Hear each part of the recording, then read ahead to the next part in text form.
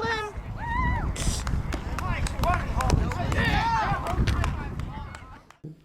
So Holden as a kid, huh? He's our Tide boy. Yeah, that's He's right. our That's Tide boy. Right. Mom always wanted a Tide boy. She wanted someone that would get all dirty and she could take his clothes, put them in the washer, use Tide, and see if Tide worked as well as the commercials and get out the stain. Although he brought the Tide boy mentality through the rest of his life. Very good gross motor skills, yeah. Don't ask Hit him a to put ball, a kick a puzzle ball, together. dribble a ball, and do all that. Can't build a puzzle, That's can't build what I was Legos, but he can kick a ball, hit a ball, Right. throw a ball. He's got no fear. He fears nothing. He takes on challenges, physical challenges, and tries to do them the best he can.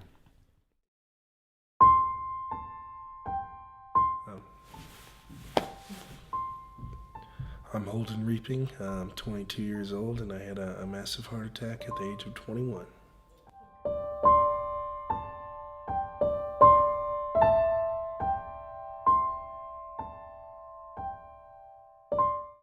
It's kind of like somebody flipped the light switch off on me. It was just, excruciating pain, and for me, I had, in my younger years, I had been through a couple car accidents, multiple concussions, broken hips, and had been through some painful experiences along the way, and this is the first time I could say, oh, this is a 10. When they ask you on a scale of 1 to 10, where are you at right now? This is my first 10. That's when they took me back to a room. There was like 8 nurses in there. They just strapped me down. They were taking as much blood as they can get. They made me call my parents, and they said, hey, can't promise anything, but we're gonna do what we can for you. But 80% of people walk in here and do not walk out. They put me on that table. They said, we're gonna put you to sleep. They woke me up about halfway through, and you're looking up. You see the the white light, and you're like, yeah, what's going on? And I could see. It was a white heart with black veins, and the heart was beating really fast. And one of the veins, I always say it looked like somebody jammed a quarter into a penny slot.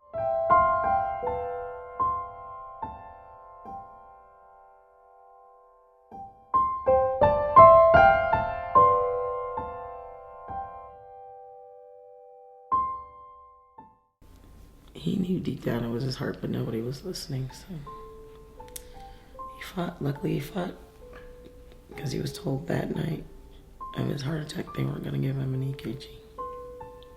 I had been constantly complaining of heart and chest pain, and they said, yeah, you're 21 years old, no way, and they originally pointed the finger at the lung virus. They checked diabetes twice, thyroid once, and we were considering all options, but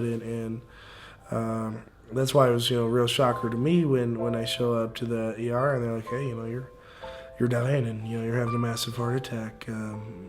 We've had doctors say that they wouldn't expect it either, and that most doctors wouldn't expect it.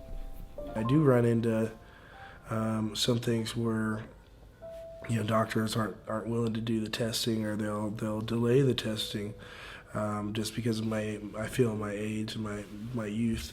He wasn't following the pattern of what they had seen. He didn't fit the pattern that they were looking for, so he's like, that can't be, because they were assessing him based on a pattern that they had seen in other studies. Mm-hmm. If there was more, stories out there, or people willing to share an awareness that doctors would have, material to catch these symptoms leading up to that event before they happen.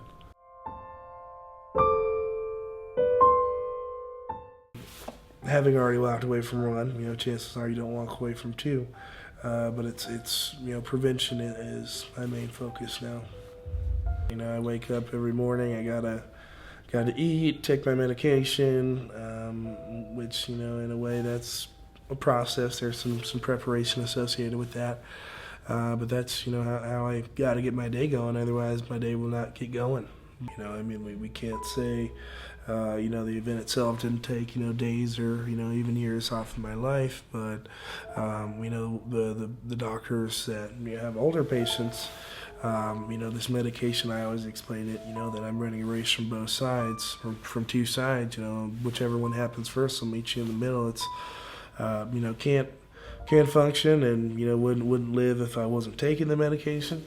And that would be a quicker route. But if I do, take the medication, there are studies, and 5 years down the road that if you take these for 5 years, you won't be here either. So that's kind of what we're working against. There is right now I can't live without the medication, but I can't live with the medication forever.